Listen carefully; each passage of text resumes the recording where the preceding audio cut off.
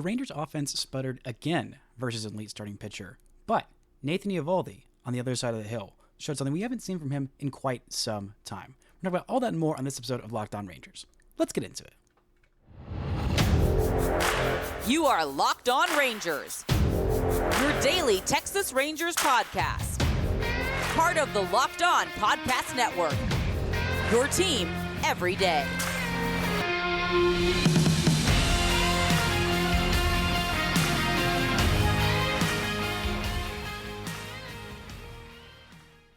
You are locked onto the World Series champion Texas Rangers. I'm Bryce Patrick, a cripplingly addicted Texas Rangers fan, covering this team for 11 seasons, including all 6 as the founder and host of this podcast. Thank y'all so much for making Locked On Rangers your first listen every single day. If you're not already, you can follow me on Twitter at Bryce Patrick. You can follow the show at Locked On Rangers. Hit subscribe on your favorite podcasting platform and on YouTube, where the best way we can help grow the show is to comment nearly any single thing below. Now, before we get into Nate Eovaldi's great outing, and once again, this offense coming up short, this episode is brought to you by eBay Motors. From brake parts to exhaust kits and beyond, eBay Motors has over 122 million parts to keep your ride or die alive. With all the parts you need, the prices you want, it's easy to bring home that big win. Keep your ride or die alive at ebaymotors.com. Eligible items only, exclusions apply. eBay guaranteed fit, only available to U.S. customers. Now, Nate Eovaldi hasn't quite built up just yet these first couple of starts to his full 100 pitch normal Eovaldi self, but with his limited pitch count at about 70 pitches, 71 to be specific on the day, he came out there absolutely dealing against what is admittedly not a great offense by the Detroit Tigers. And he looked like the best version of Nate Eovaldi that we have seen. He looked like playoff Eovaldi. I mean, the stuff that he was doing, the velocity from this man was downright exceptional. He hadn't hit 98 miles an hour on the gun before this injury, and the first pitch he threw off the IL, he was chucking 98, didn't hit it again in his first start back from the injury, but in this one, the fastball was just incredible. The velocity was something that he got from some mechanical tweaks that he worked on while he was on the shelf. He threw 20 fastballs in this one, averaging 97.3 miles per hour. 97.3. Last year, he was averaging 95.1 in the regular season. The year before that, 95.6. He hasn't averaged 97.3 on his fastball since 2020. It's been a while. That was a pretty solid season for him. 2019 was an even better season. It's the only season where he's had, actually, there's been a couple seasons where he's had it higher than that. The fastest it's been was 2016, when it was at 97.8. But the velocity was something that he tinkered with his mechanics to get more out of that fastball, have it play, not only play up, but just be up, get more velocity on that fastball, which is not something you usually think. Once you're over the hill of 33, you have this many arm injuries and this many miles on your arm, you're thinking, all right, well, the fastball starts ticking down, then that's about what it's going to be. But one thing that Eovaldi said was, quote, "When I was hurt, I had time to do kind of a deep dive on my mechanics and figure out what was going on. I feel like I was able to make some mechanical adjustments where it's hard to explain, but that feeling when something's not right, like, oh, I've been missing that feeling." And then you take it from there. I feel like I was able to fine tune things really good, end quote. And well, whatever he did absolutely worked. He's also mixed in the splitter more often in most of his starts this year. At least a decent chunk of his starts is he's doing something that we haven't seen him done in years past. It's something that he did against the Rays and something that's been very, very effective. That splitter has always been his best pitch, but throwing it more than any of his other pitches is not something he has done with his pitch mix, at least not with the Rangers. It has been his primary pitch for a decent chunk of his starts this year. Now, not literally every pitch. So far this year, he's thrown 35% four-seam fastballs, 31% splitters. But in this one, He threw more splitters than fastballs, 27 splitters to 20 fastballs.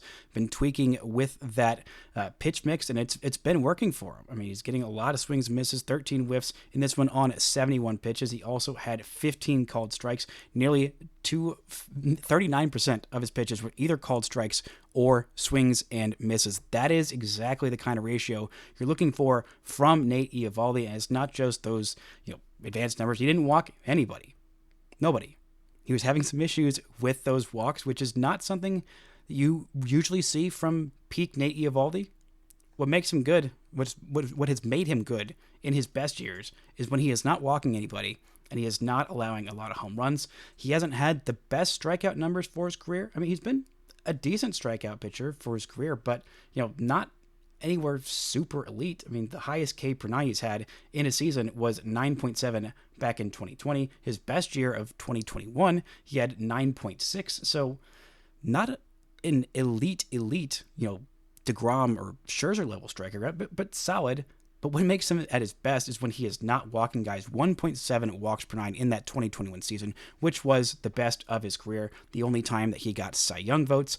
And this year, it's been up to 3.4. It's coming down with these last couple outings, but now he feels like he's fully built up and going toe-to-toe with Tariq Skubal, who is one of the best pitchers in the majors. Having him at this level is huge for this Rangers squad.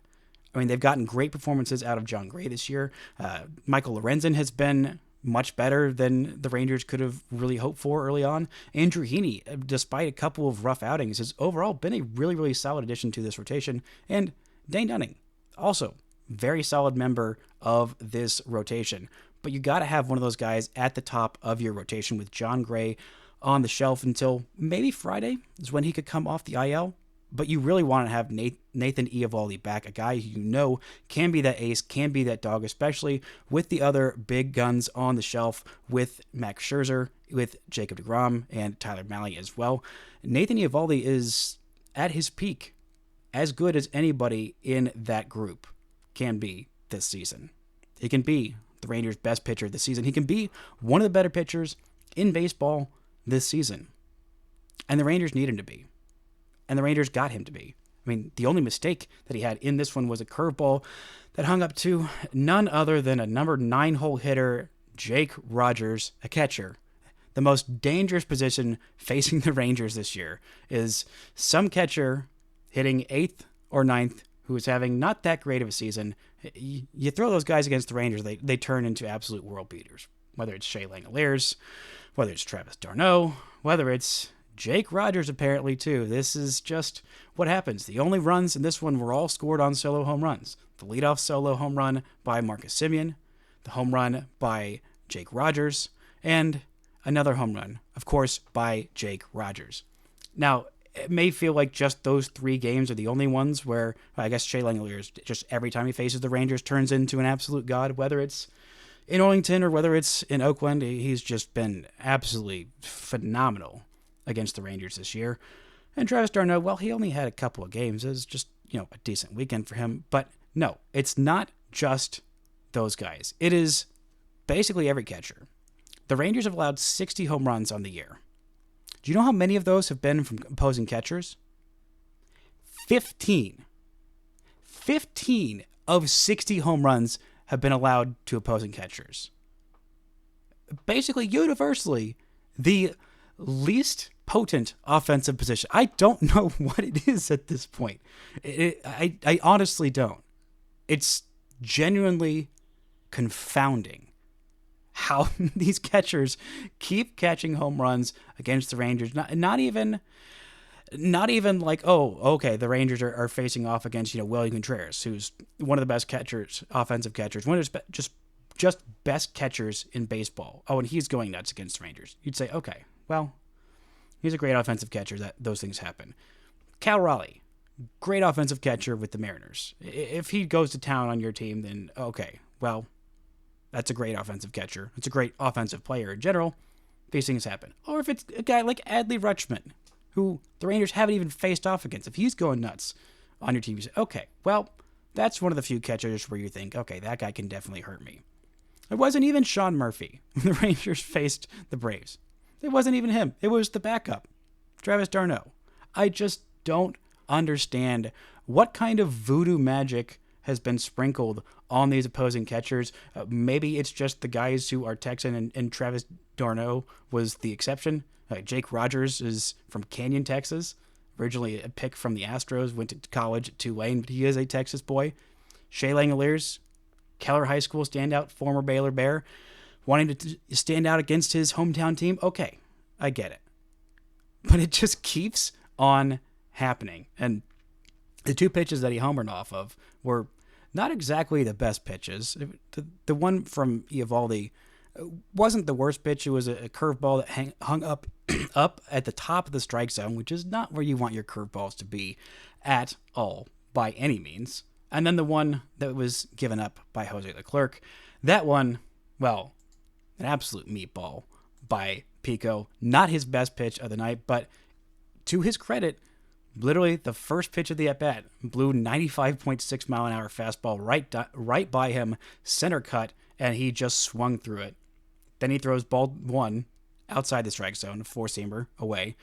Then he tries to sneak a cutter in there, middle again, 90 miles an hour, and Jake Rogers says, "You're not blowing cheese by me," twice in a row, middle cut, and he goes deep. 106.4 miles an hour off the bat. Not the best pitch of the night by Pico, but overall a solid performance by Jose Leclerc. Gets tagged with the loss in this one, but 2 1/3 innings where the only base runner that he allowed was that solo home run. No walks for him in this one and 3 strikeouts. He has been overall pretty solid the last few outings. I know that this one absolutely stings, but when your offense gets one run that all comes on the first batter of your batting in Marcus Semien, there's not a whole lot of room to point at the pitching and say, it's absolutely just Jose Leclerc's fault. No, this was a team loss, a frustrating offensive performance we're going to get into because the Rangers absolutely should have taken Tarik Skubal to town.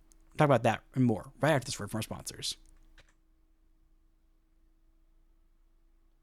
This episode is brought to you by FanDuel.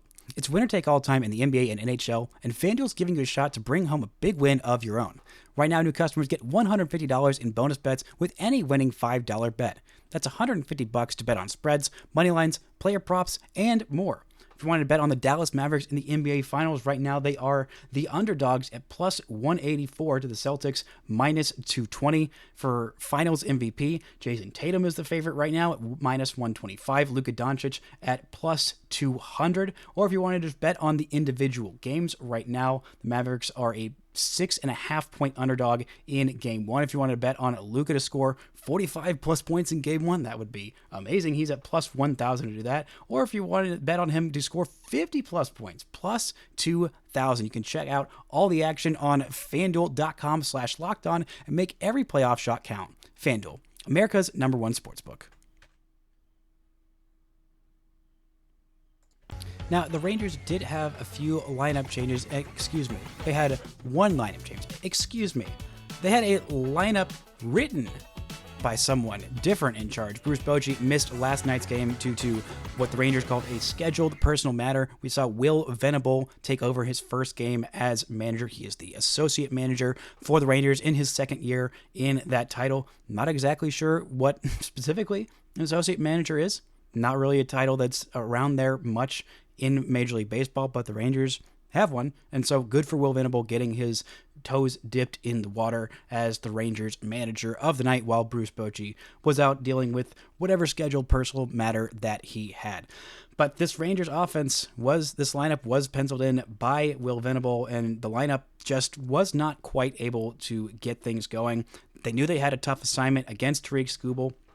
This is now their third straight game against a lefty, so 3 straight days without Nathaniel Lowe in the lineup, and the Rangers went with the same offense, the same lineup that had done really well the last couple of days against a couple of not as great lefty starters. I wouldn't say that either of the Marlins starters who they threw out there on Saturday or Sunday are nearly as good as Tarik Skubal. Heck, of all the lefty starting pitchers in Major League Baseball, I think the only one really close to Skubal's level right now is Cole Reagans. Shout out to the former Ranger great. But Skubal, in this one, he's been phenomenal this season. He's got a 1.97 ERA on the year. He has been basically unhittable for pretty much the entire season. But in this one, the Rangers were able to get to him for a season-high 7 hits allowed, 2 walks, just 6 strikeouts for him in the 6 innings of work. The only run they scored was on that leadoff home run by Marcus Semien, his 10th of the year. And Semien, since that day off, heading into the off day, heading into that series in Miami, he has been just straight up on fire. 7 for 14 with 4 walks, a double, and a home run. Since that day off, he has just been absolutely crushing it as of late. And the whole week before that, he was just not doing well since that collision with Adolis Garcia in shallow right field.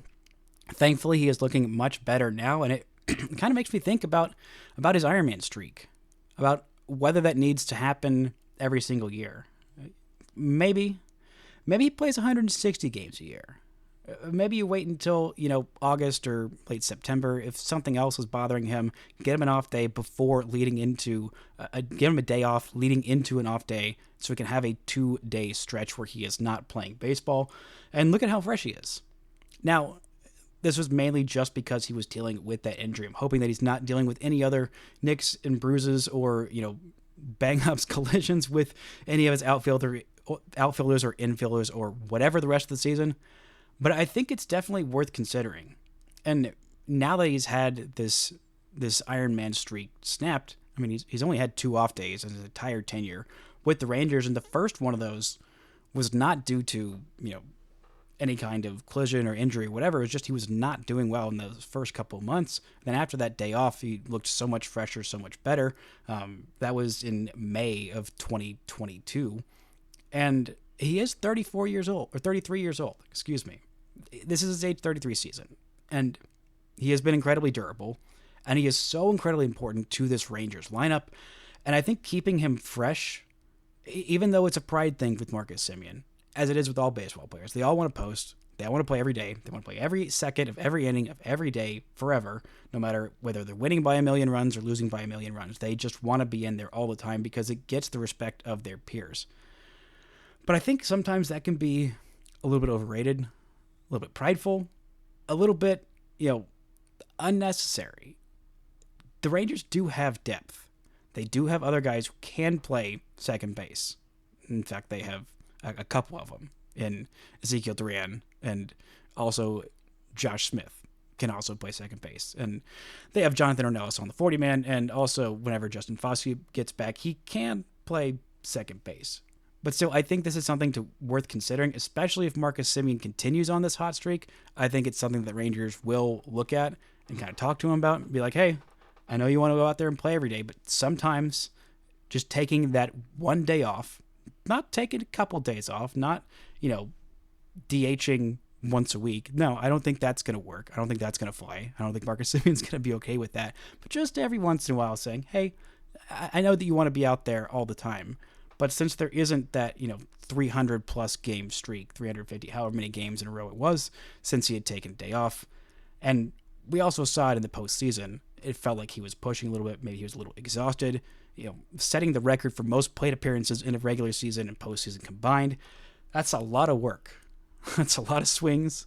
It's a lot of time on the field. And I know that he takes care of his body, but especially if the Rangers want to go on a deep run into and through the playoffs to the World Series again, I think that the occasional maintenance days or even half days by Marcus Semien are something the Rangers should consider. But this lineup just not getting it done in the clutch in this game. I know Tariq Skubal has been amazing, but when you get this many chances with runners in scoring position and chances just a little sac fly or what have you will score the run, just a little bloop, something, even a wild pitch. The Raiders have plenty of runners on third base in this one. They could even get a wild pitch or a errant pickoff throw or nothing. The Rangers were 0 for 7 with runners in scoring position in this one. Just not quite good enough, including, again, a couple of big opportunities for Robbie Grossman in the 3-hole, which, sure, fine.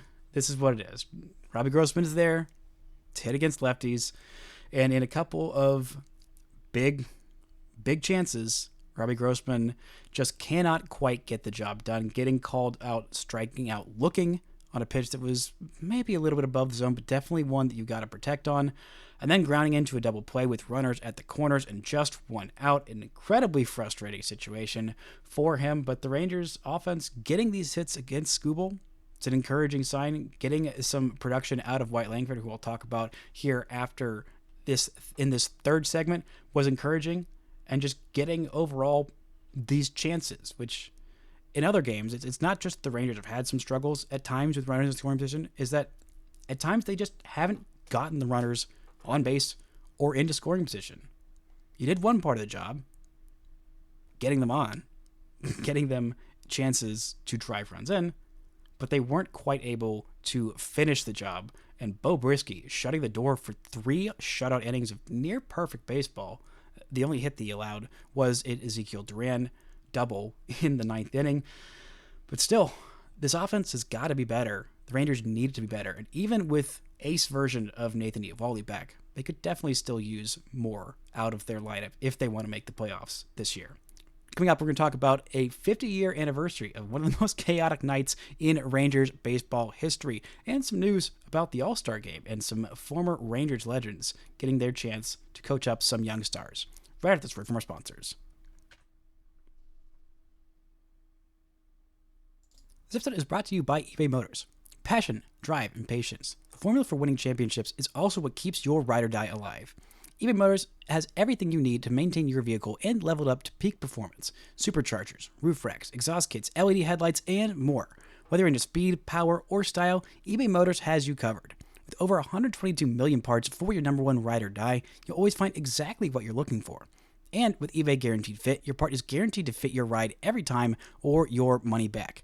Because with eBay Motors, you're burning rubber, not cash. With all the parts you need at the prices you want, it's easy to make your car the MVP and bring home huge wins. Keep your ride or die alive at ebaymotors.com. Eligible items only, exclusions apply. eBay Guaranteed Fit only available to U.S. customers. Now, the Rangers offense for sure has struggled this year, and a large part of that is due to inconsistency in the middle and bottom third of this lineup. They've gotten decent production from Leody Taveras this year. With Josh Smith against lefties, he's in the bottom third of this lineup, and against righties, he's been amazing. Probably the Rangers' second best hitter for the vast majority of this year. But one of the guys who hasn't quite gotten going yet is Wyatt Langford.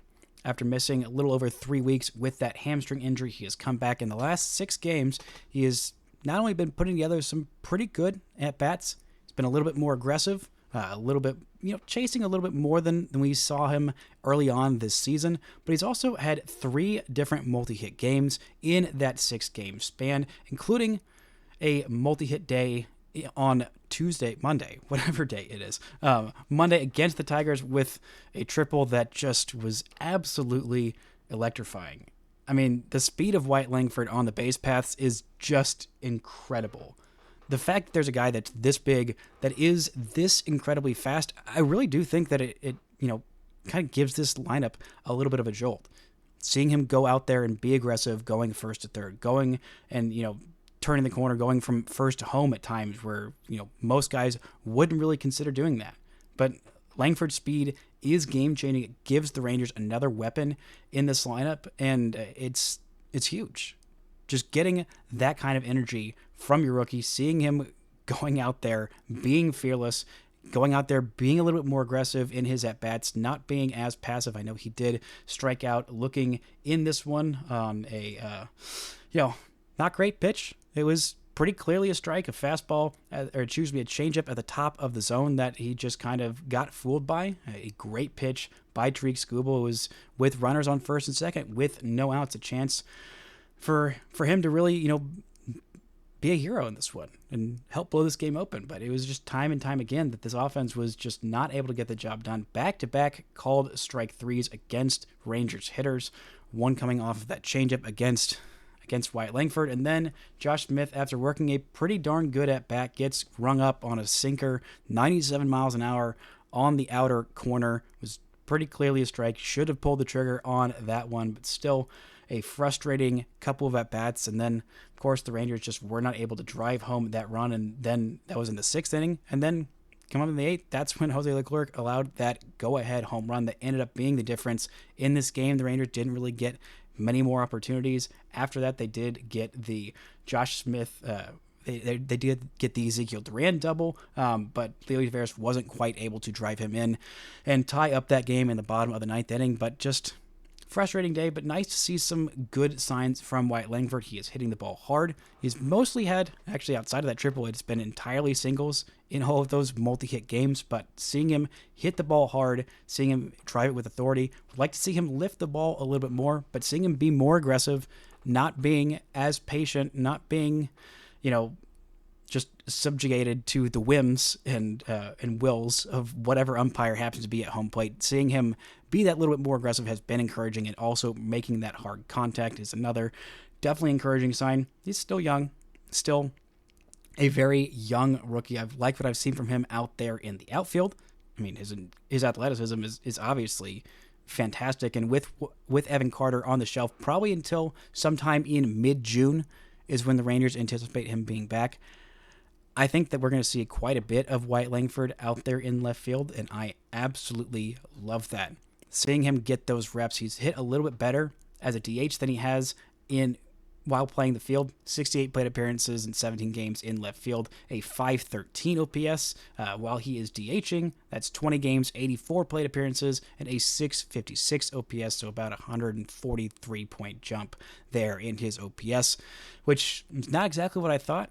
I thought that he would be hitting better while playing the field because that's something that he's more used to as opposed to DHing. He's talked about having to get his routine down and, figure out what that's like because he didn't really DH much in college, pretty much exclusively playing the field, which when you're that athletic, especially on a college team, you're going to play the field. And usually when you're this young and this athletic, you're going to play the field.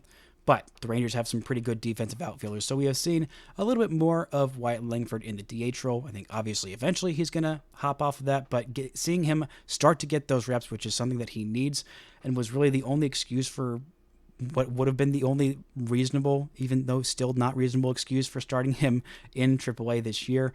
I can't wait to see him once he starts finally getting going. He's showing some signs of figuring some things out. Still, not a whole lot of plate appearances under his belt. Finally shed the prospect status. He is officially just a major league rookie. He is no longer a prospect. He is just a rookie, and that is a great sign for him. But today is a special day, a 50-year anniversary of one of the most chaotic nights in the history of baseball. Yes, of course, I am talking about 10-cent beer night. If you don't know about 10-cent beer night, where have you been the last 50 years?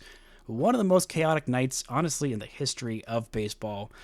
Rangers and Cleveland had a pretty heated week stretch about 50 years ago to the day. There was a massive, massive brawl because the Cleveland, at the time called the Indians, decided to have a promotion of, let's just give away beer for 10 cents a beer. Surely nothing can go wrong. Surely no chaos will be involved. Surely all of these, 20-something-year-old college kids who just got back from school for the year, surely they're not going to cause a riot and storm the field and become an angry mob. Literally a week after this team just had a kerfuffle in Texas, and the Rangers manager at the time, Billy Martin, said if he was wondering about worried about any reprisal when they went up to Cleveland, he said, quote, "They don't have enough fans there to worry about." Well, when you offer 10 cents for a beer at a baseball game, you will have enough fans to worry about. There were 25,000 fans in this one, and with such a chaotic night, such an absolutely wild, very 70s kind of experience, very 70s in Major League Baseball kind of experience. There's the fact that everyone made it off the field unharmed mostly, and no, major injuries or things like that is kind of a miracle in hindsight, but just these wild, crazy nights like this, it's one of the things that I love about the history of the game is just that chaotic, incredibly chaotic moments like this can happen. We can look back on them 50 years later and say, wow, what an absolutely insane experience. What an absolutely insane moment in the history of baseball, something that obviously would not happen nowadays. I can't imagine the kind of chaos that would ensue if any Major League Baseball team offered a 10-cent beer night. I mean, promotions usually don't go that crazy. We did see a Bark in the Park night last night. Honestly, most upsetting part of last night was not only the Rangers losing, but losing with so many good dogs in attendance. Just So rude to those poor pups. But hey, as long as enough of the pups got some foul balls that they could retrieve and take home, as long as enough of these good boys and girls got to enjoy some good baseball, some good pitching by Nathan Eovaldi, I'm sure all of those pups were very locked in for every single pitch of Eovaldi versus Skubal. An overall pretty good game, but not quite good enough for the Rangers, who fall a couple games below 500. If they take both the games, the rest of the series, they can get back to 30-30, be 500 yet again, and hopefully stay there for the rest of the year. Or at least long enough until these reinforcements come back off the IL. Speaking of reinforcements coming off the IL, got an update about Cody Bradford. He is expected back at some point in June. He has been making some progress. It's been a little bit slower than initially they had hoped for. It's been a little bit more of a mystery, thinking that it was originally just a lower back strain. Turns out it was a stress fracture in the lower rib, but he is throwing off of flat ground and expect to be back at some point in this month, probably towards the end of it, but we'll see what's going on there. Let's see. John Gray faced live hitters on Monday, thinking Friday is going to be the earliest that he could be back, and if John Gray is back in this rotation on Friday, then we'll see what happens with the rest of this rotation, how it shakes out. I think Jose Urena will probably be the first one to head back into the bullpen, but right now the rotation is sitting with Eovaldi, and then we've got Dane Dunning tonight, Tuesday. I'm assuming it will probably be Andrew Heaney. Maybe it'll be Michael Lorenzen. Forget exactly the order of which those two will be on Wednesday. And they have an off day on Thursday, so they will be able to figure some things out. I think it'll actually probably be Urena in the series finale of this one. Maybe the Rangers will cobble together a bullpen day and they say, hey, after that rough start by Urena, he's done being a member of this rotation. Not entirely sure, but every single one of those starters the Rangers can get back to move somebody who has been solid in the rotation to being very good in the bullpen. It is definitely going to help this team in their chase for the AL West and to repeat as World Series champs. That's going to do it for today's show. Thank y'all so much for listening and subscribing, and until next time, don't forget to enjoy World Series champion Texas Rangers baseball.